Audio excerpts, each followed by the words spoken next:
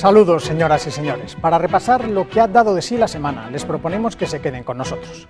En 7 días vamos a viajar hasta la Delegación de Circulación Norte de Adif. Está en Miranda de Ebro y controla el tráfico ferroviario de País Vasco, Navarra, La Rioja y Cantabria.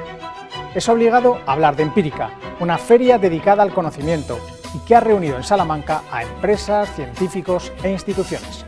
De la ciencia a la tradición. La fiesta del sacrificio, obligada entre los musulmanes, se ha celebrado esta semana. También en Castilla y León. En ocasiones, el sacrificio del cordero no se hace según la normativa sanitaria, y nosotros hemos sido testigos. También nos haremos una pregunta: ¿dónde está el origen del castellano? Hasta ahora creíamos que en San Millán de la Cogolla, en La Rioja, pero la RAE ha avalado que la provincia de Burgos, concretamente los manuscritos de Valpuesta, acogen las primeras palabras escritas en nuestro idioma. Vamos a empezar ya el programa. Lo hacemos hablando del Sáhara. Se cumplen 2 semanas desde que Marruecos desmantelara el campamento en las afueras del Aaiún. 15 días en los que hemos vivido críticas y propaganda desde ambos lados del conflicto, que nos han situado en un apagón informativo y en un cruce de acusaciones en el que el gobierno de España sigue sin tomar partido en tan incómodo asunto. Lunes 8 de noviembre, las fuerzas de seguridad marroquíes irrumpen en el campamento de protestas saharaui. Las cerca de 20.000 personas que conviven aquí desde hace 3 semanas para reivindicar pacíficamente sus derechos tienen que huir a través del desierto. Algunas de sus jaimas, levantadas a unos 15 kilómetros del Aaiún, han quedado reducidas a cenizas.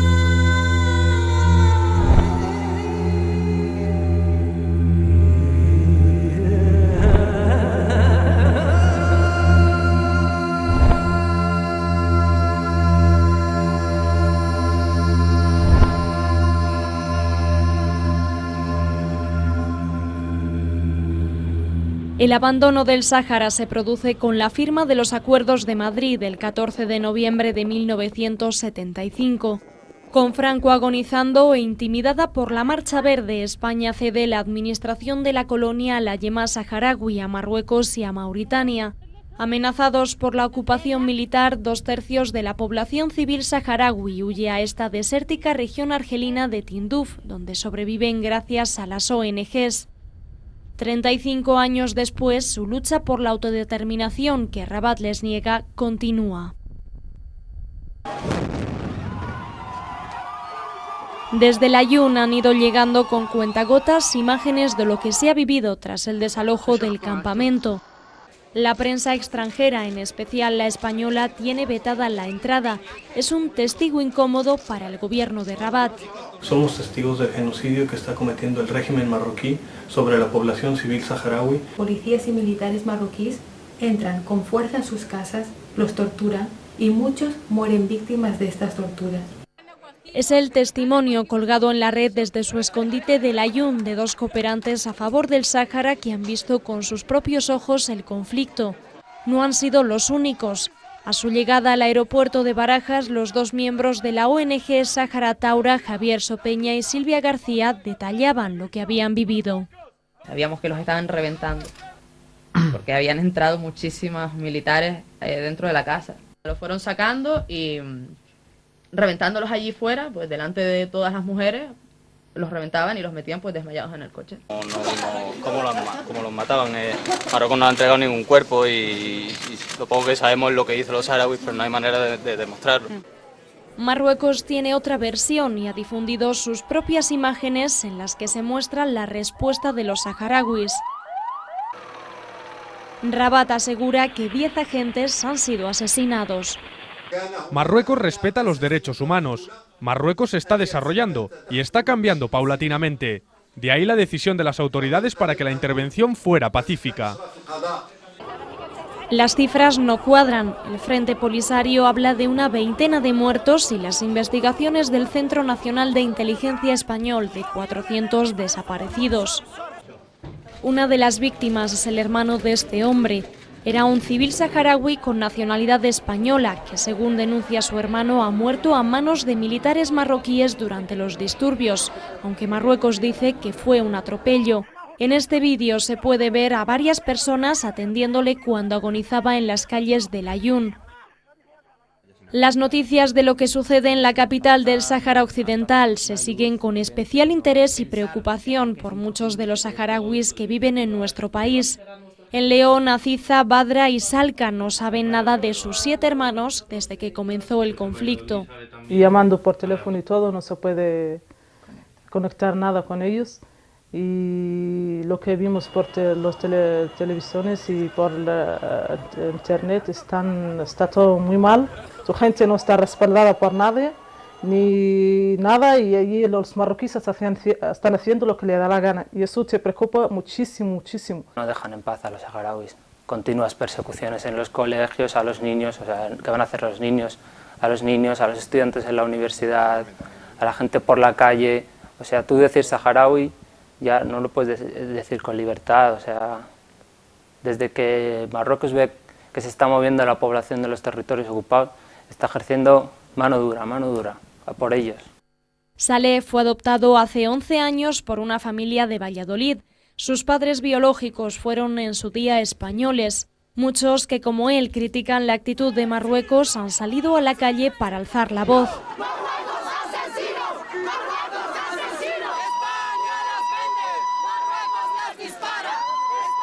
España tiene una responsabilidad en este conflicto, es la potencia administradora del territorio y por lo tanto debe jugar un papel más firme y más contundente y exigir a Marruecos el cumplimiento de la legalidad internacional y sobre todo el respeto de los derechos humanos.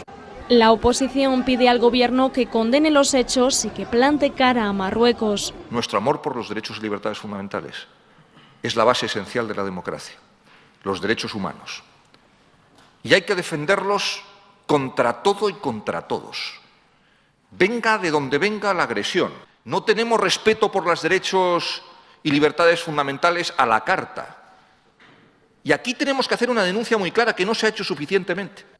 Pero el Ejecutivo prefiere no mojarse para no arruinar las relaciones de buena vecindad con Marruecos y deja el problema en manos de los organismos internacionales.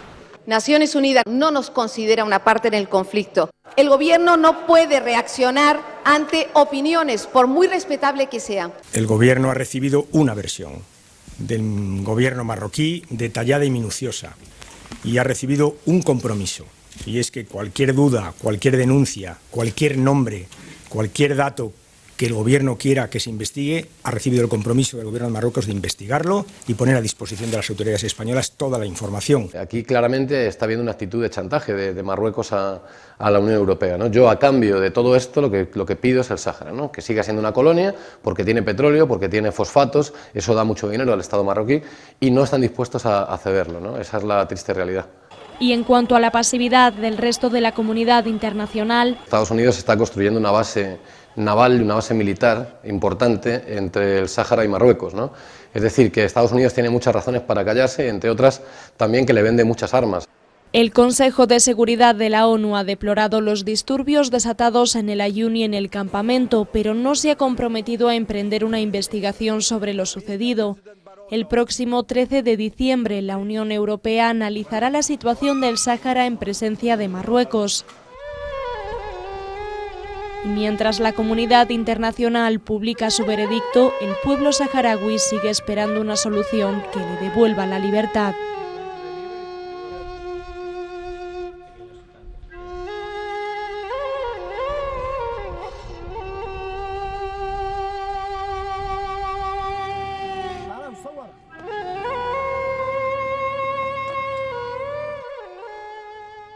Nuestra siguiente estación, Miranda de Ebro, localidad burgalesa tradicionalmente ligada al mundo del tren y sede de uno de los centros de control ferroviario más importantes de nuestro país.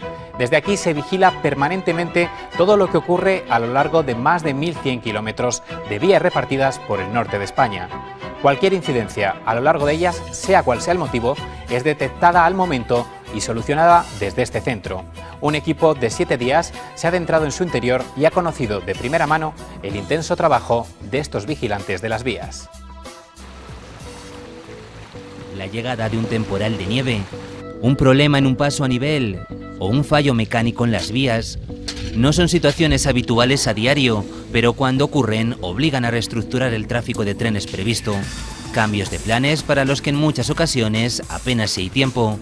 De realizarlos se encargan ellos, los controladores ferroviarios repartidos por las 6 delegaciones de circulación de nuestro país. Una de ellas está en Miranda de Ebro.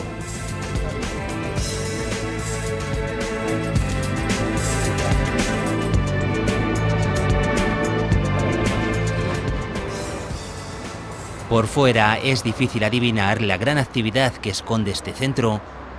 Ya en su interior, la espectacularidad de su sala de control deja patente la relevancia de su trabajo. El colorido de todos estos monitores refleja la situación real, segundo a segundo, de más de 1.100 kilómetros de red ferroviaria, o lo que es lo mismo, el 9% de toda la que se extiende por el país.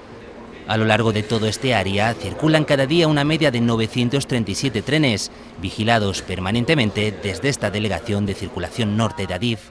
En concreto lo que se hace es, nuestro producto es el tren, entonces las empresas ferroviarias que en la infraestructura que tiene Adif, que pongan trenes encima de nuestras vías, tenemos que llevarlas en tiempo y en calidad de aquellos acuerdos concertados que tenemos con todas las empresas ferroviarias.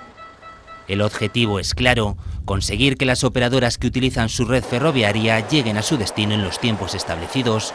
Por ello, los trabajos de vigilancia no se toman descanso. Aquí se trabaja las 24 horas, de día controlando el tráfico de trenes y de noche gestionando las labores de mantenimiento. Desde esta sala se controla la red convencional de Palencia y Burgos, pero también la del País Vasco, Cantabria, Navarra y La Rioja. El teléfono apenas si deja de sonar.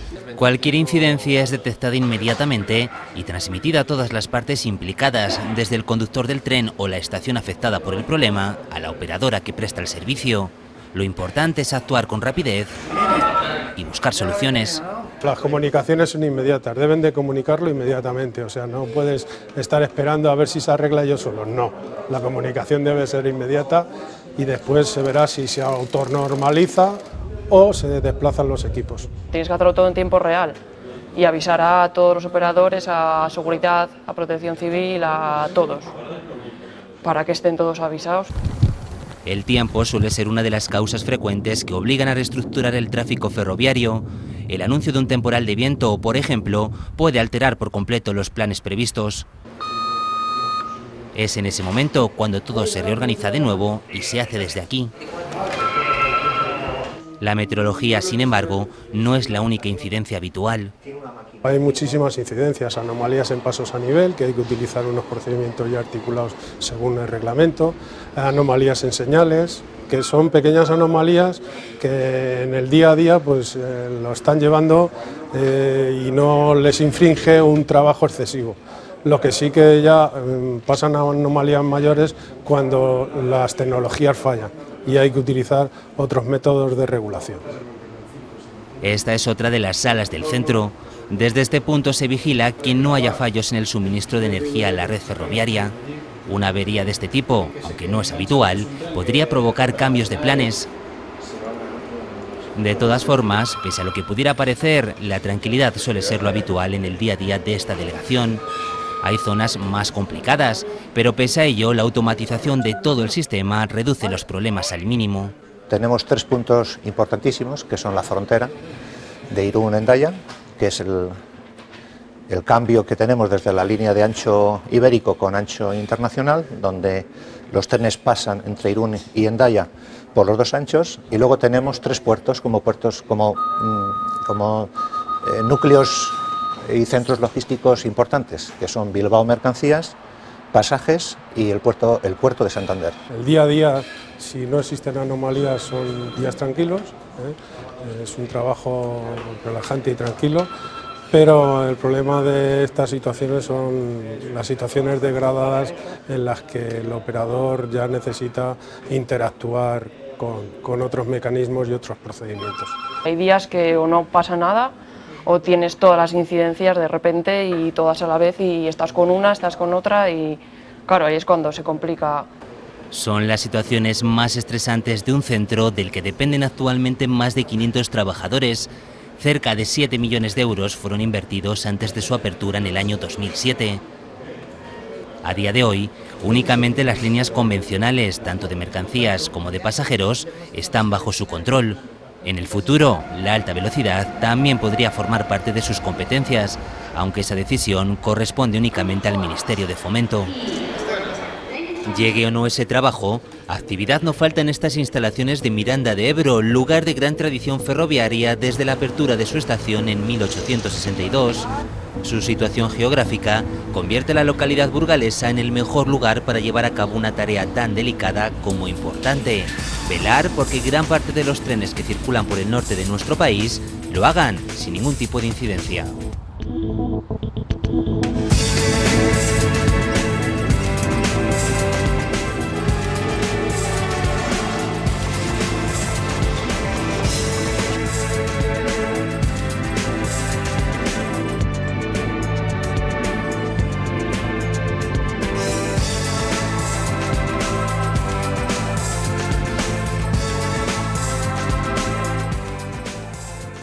Desde que nacemos dedicamos nuestro tiempo a tocar, experimentar y preguntar. Una curiosidad propia también de los grandes científicos. Los porqués de los más pequeños son los mismos que nos hacemos años después. ¿Por qué llueve? ¿Por qué soñamos?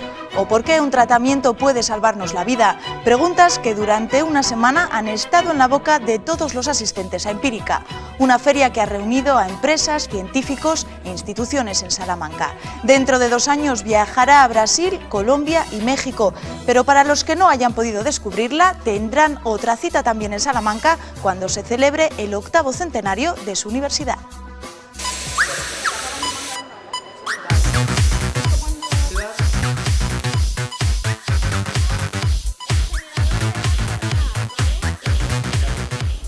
Dicen que la ciencia está en todas partes y que simplemente se trata de investigar el cómo y el porqué de las cosas. A diferencia de lo que cree la sociedad, en ocasiones los errores se convierten en auténticos aciertos. ¿Ya está? Algunas de las grandes historias de éxitos se encuentran en inesperados fracasos. Los típicos confles de Kelos fueron el resultado de un despiste, el de dejar una olla con maíz hirviendo durante toda la noche. Es solo un ínfimo ejemplo que demuestra que siempre hay una respuesta científica para cualquier pregunta.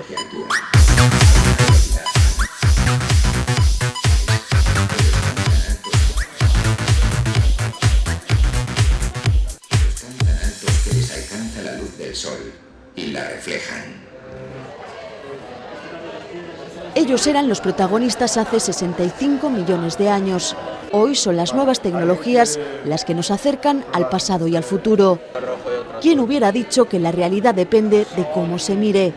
Basta con ponerse unas gafas como estas para sentirlo. Con estas gafas podemos ver vídeos en 3 dimensiones de este monitor.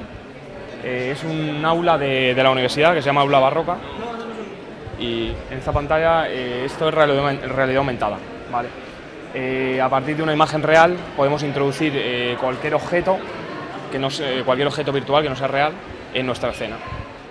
Un proyecto cocinado en la Universidad de Salamanca con las manos de jóvenes como Juan Antonio y que hoy muestran a los curiosos en Empírica, la Feria Iberoamericana de Ciencia, Tecnología e Innovación. Ellos son cada vez menos. Las carreras de física, química o matemáticas han perdido un 30% de alumnos desde 1997. Todavía los jóvenes yo creo que tienen esa imagen de científico de bata blanca que sale en el laboratorio y bueno, no levanta la cabeza del microscopio, y la verdad que hay mucho más allá, ¿no?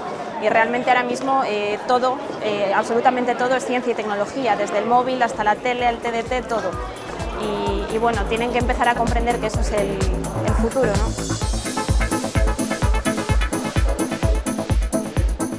Cuando se trata de aprender, la robótica educativa es la gran aliada. La razón es muy sencilla: se estudian matemáticas, ciencias naturales, informáticas o mecánica, todo junto y casi sin darnos cuenta. Por ejemplo, este tiene sensor de que si lo pones en marcha y se encuentra algo, para y vuelve. Este es un sensor de vista, de oído, de tacto.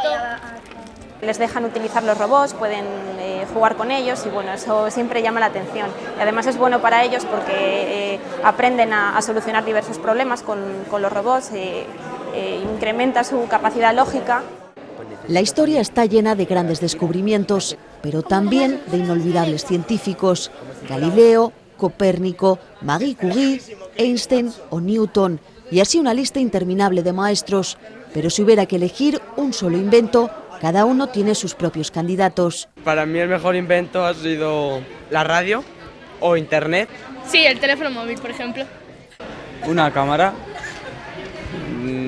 las fotos y esas cosas. Por un día ellos se han convertido en expertos de la ciencia, son el futuro, y si tuvieran la oportunidad, sus descubrimientos serían estos. Primero me gustaría encontrar la cura para el SIDA y a ver si hay algún avance en la medicina. Pues una máquina del tiempo, por ejemplo. Una máquina de hacer agua. Pues un coche para menores, que consumiera poca gasolina, no fuera mucha velocidad para así tener respeto por los demás. ¿Cómo logramos sacar la moneda sin que se caigan los dados y sin tocar los dados? Bueno, pues el truco está en utilizar un bolígrafo cualquiera como este, pero que haga este movimiento. Yo lo aprieto, ¿verdad? Y sale un resorte, ¿ven ustedes? Entonces hay que practicarlo, hay veces que sale y que no sale. Bueno, lo ponen ustedes muy cerca de, pero fijaros, muy cerca de la moneda, pero sin que toque a los dados, ¿verdad? Y tienen ustedes que dar...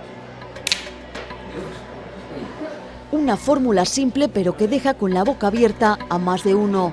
Un ejemplo de que la ciencia también está en los pequeños detalles. Fíjense ahora en este generador de corriente. La bola se está cargando de electrones y como ella la está tocando, pasan por su cuerpo, llegando a ponerle los pelos literalmente de punta.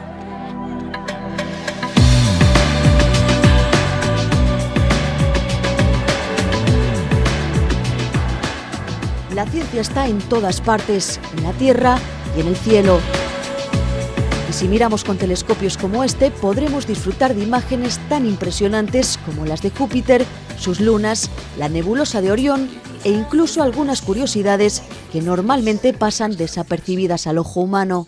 Las nubes básicamente se ven rosas por la contaminación lumínica y entonces es una oportunidad para la gente para que vea cómo está afectando la contaminación lumínica a la astronomía.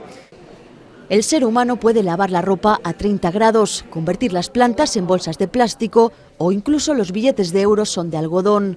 Todo esto solo es posible gracias a la biotecnología, un proceso con el que vivimos diariamente casi sin darnos cuenta. Se están desarrollando lo que es la medicina personalizada, medicamentos adaptados a esta persona. Eso es medicina personalizada, o sea, que se hagan fármacos específicos para una persona. Esto ahorraría muchísimo tiempo para esa persona para combatir su enfermedad y ahorro de costes. Es posible que dentro de 10 años ellos nos acompañen en casa. También es posible que algún día sepamos si tenemos vecinos en el universo. Y si de soñar se trata, puede que el día menos pensado descubramos los secretos del futuro.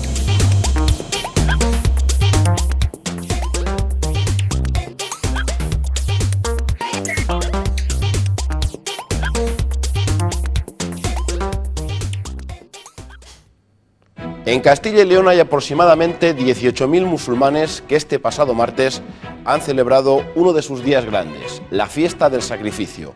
Según la tradición, se juntan para rezar por la mañana y a continuación matan a un animal, generalmente cordero, que luego comparten en una cena con toda la familia. Pero es una costumbre que choca frontalmente con las normas sanitarias sobre el ganado. Las administraciones no ofrecen una solución y suelen hacer la vista gorda, pero todos los años se producen denuncias al respecto. Un equipo de Castilla y León Televisión ha podido ver cómo se realizan una de estas matanzas clandestinas. Es Eid al-Adha, 10º día del mes Zilhaj. La Meca vive el clima de la peregrinación y fieles de todo el mundo lo celebran, desplazándose como sea para juntarse con la familia.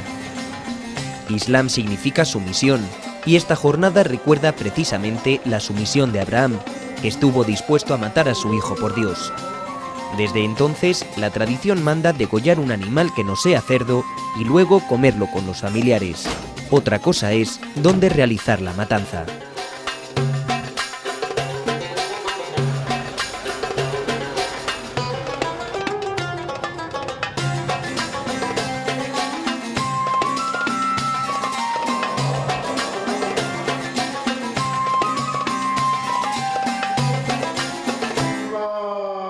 España celebra el Día del Sacrificio. De hecho, ha sido fiesta oficial en Ceuta y Melilla.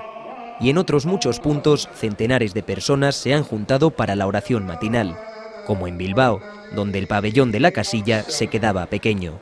Ver a los familiares que no has visto hace mucho tiempo, pues venir a rezar y celebrarlo con tu familia y comer cordero. Es un día de fiesta y donde se visita a los familiares, se unen, comen juntos. Es la fiesta, la Pascua musulmana, dicho de otra forma. No en vano, ya son 700.000 los musulmanes en nuestro país, de ellos 18.000 en Castilla y León. Pero aquí tienen una dificultad añadida. No todos los mataderos cumplen el rito halal y los fieles se ven obligados a realizar la matanza de forma clandestina, en los límites de un campo de cultivo, con la sangre brotando entre la maleza. Lo mismo año tras año. Este problema llevan desde que empezaron a venir 8 o 9 años que llevan aquí los señores de Marruecos. Llevan con ese problema y no hacen nada a nadie. Nada más si viene la Seprona o la Guardia Civil y les denuncia. A ellos o a mí, depende. Apenas minutos después de grabar estas imágenes se presentó la Guardia Civil, que denunció a una docena de personas por incumplir la ley de sanidad animal. Habían recibido la llamada de un vecino, molesto con la matanza, aunque en el pueblo lo único que reclaman es una solución. Legislar de tal forma que lo pudieran hacer en sus casas, aunque con otras medidas más controladas de higiene. Me parece que corresponde a una experiencia suya religiosa y por lo tanto creo que hay que ser muy respetuosos con ellos. Alternativas como las que ofrecen en Centroeuropa, a donde la inmigración musulmana llegó muchos años antes. Allí ya han tomado cartas en el asunto. En Bélgica, por ejemplo, compran y los ofrecen el transporte y lo llevan a un matadero, lo matan y luego lo va al médico, lo cojan de ahí, pues lo que sepa. En Francia igual, pero en España no sepa, no. Y sin ir tan lejos, en otras comunidades también han visto la necesidad e incluso el negocio. Este matadero de Orihuela, en Alicante, sacrificó el pasado martes más de 1 millar de corderos. El imán ha dado un permiso, ha revisado a los trabajadores que tenemos aquí musulmanes, que cumplen todos los requisitos y ellos son los encargados de hacer el rito. Desde las asociaciones islámicas recuerdan a la población que realizar la matanza en la vía pública es ilegal. Hay que pedir información y sitio.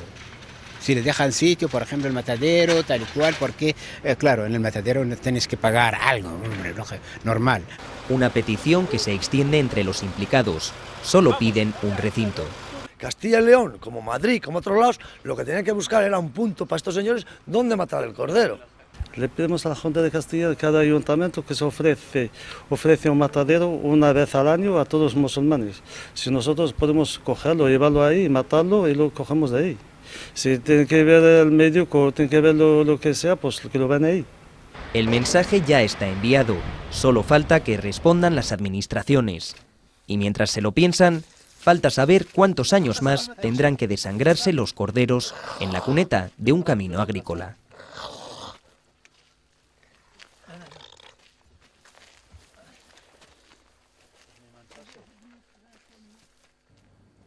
¿Cuándo y dónde nació el castellano?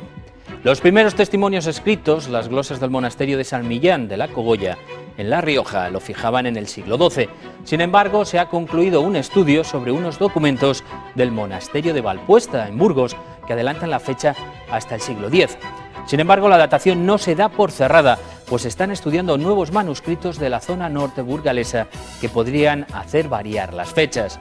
Los estudiosos van cerrando el cerco en torno al misterio del origen de nuestro idioma, la lengua de más de 400 millones de personas en el mundo. Está vivo. Nace, se desarrolla, cambia y también desaparece. Un bien cultural y económico que cada día utilizan millones de personas en todo el planeta. Nuestro idioma. De él conocemos muchas cosas, pero todavía, tras siglos acompañándonos, buscamos su origen, su inicio. Ahora sabemos que sus primeros rastros escritos se sitúan en el norte de Burgos, en una abadía que guarda el misterio del castellano.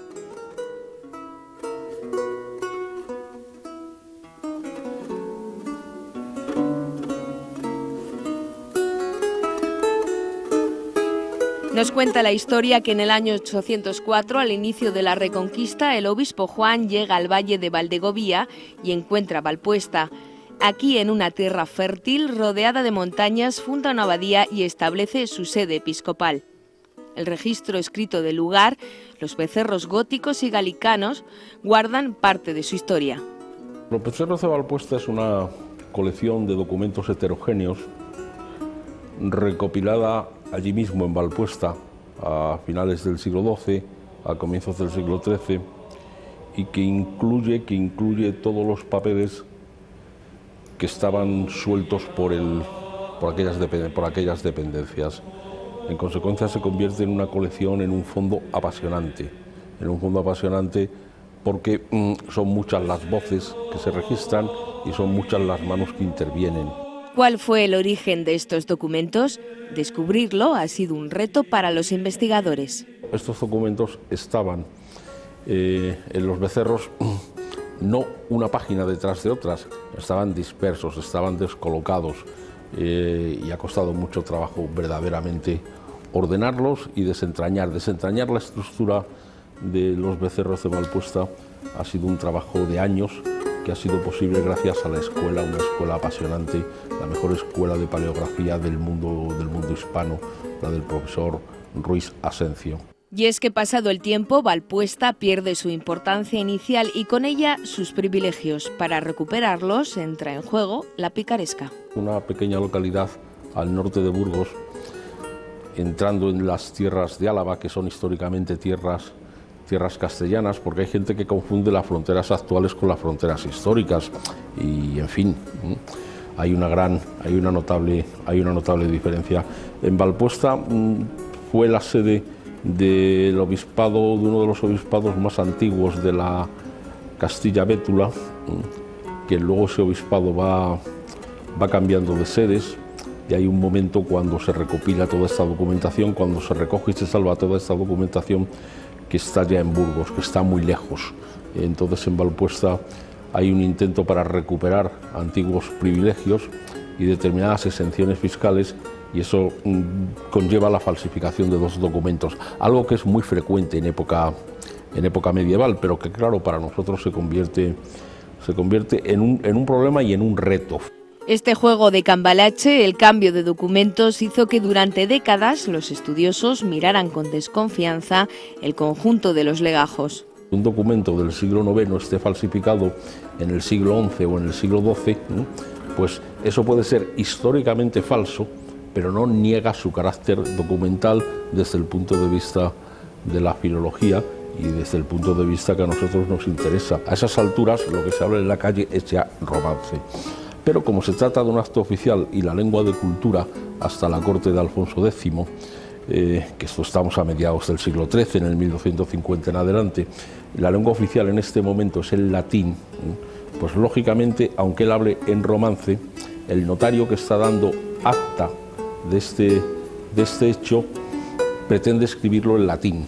Lo que sucede, hombre, es que su latín ya no es un latín precisamente clásico, es un latín que tiene muchísimas deficiencias y además es un acto instantáneo, un acto oral que se está, en aquel momento el paisano está hablando y él está transcribiendo, Entonces hay muchísimos fallos y en esos fallos tanto léxicos, porque el notario no tiene palabras en latín para las expresiones romances y entonces las transcribe en romance. Designar el lugar y el momento donde se originó una lengua es una tarea prácticamente imposible. Las palabras se pierden sin posibilidad de registro. Tan solo nos quedan los rasgos escritos, pistas del inicio recogidas en los centros del saber de la época, los monasterios. Que la lengua nace en los últimos reductos del latín. Cuando la lengua donde está es en la calle, la lengua no puede nacer en ningún monasterio. Que este es un asunto mal planteado. Hablamos de los registros escritos, y esos registros escritos, naturalmente se hacen en los centros de cultura, que son por excelencia los monasterios. El papel de los monasterios es absolutamente esencial y fundamental para la transmisión de la cultura. Entonces, ahí lo que se constatan son los primeros registros escritos. El estudio realizado por el Instituto Castellano y Leonés de la Lengua cuenta con el aval de la Real Academia de la Lengua Española. Durante 7 años, un equipo de especialistas han analizado los 184 documentos de Valpuesta. En ellos, sobre todo, se registran donaciones de bienes por particulares al monasterio a cambio de bienes espirituales. Una documentación extraordinariamente rica. La decisión que tomamos cuando cobramos conciencia de la complejidad de estos becerros fue empezar desde el principio. Es decir, aquí hacían falta evidentemente un grupo de paleógrafos eximios, pero había que contar con la opinión de los filólogos, había que hacer estudios léxicos, etcétera, etcétera, etcétera. Es decir, hacía falta un proceso muy lento y muy complicado, y de mucha paciencia. Al final del estudio pues tiene que haber aportaciones novedosas, es decir, también Valpuesta está llena de aportaciones novedosas, aparte de todas las cuestiones que he dicho generales. Aquí hay como 300 familias léxicas y claro, es sorprendente ver que la mayor parte de esas palabras se han quedado en el castellano actual. Es decir, tú estudias el grupo léxico de las relaciones familiares y aquí están todas las palabras que nosotros utilizamos en este momento. Valpuesta reconfigura el origen de los rasgos escritos del castellano, adelanta 2 siglos a las conocidas glosas emilianenses y abre caminos a otras líneas de investigación para desentrañar el misterio del castellano que apunta al norte de la provincia de Burgos. Las glosas emilianenses, pues sabemos sin ningún tipo de dudas que son de la segunda mitad del siglo XI. Aquí estamos hablando de documentos anteriores, que no son los únicos, que no son los únicos. Es decir, pervivencias del romance hay algunas, incluso bastantes. Nosotros ahora estamos trabajando con otros cartularios de la misma zona, en sentido amplio, del norte de Burgos, el de Cardeña o la documentación de Oña, que iremos publicando en años sucesivos y se verá que la realidad es prácticamente la misma. Es decir, todo lo que es el norte de Burgos pues ofrece una documentación absolutamente esencial para el estudio de los orígenes de la lengua.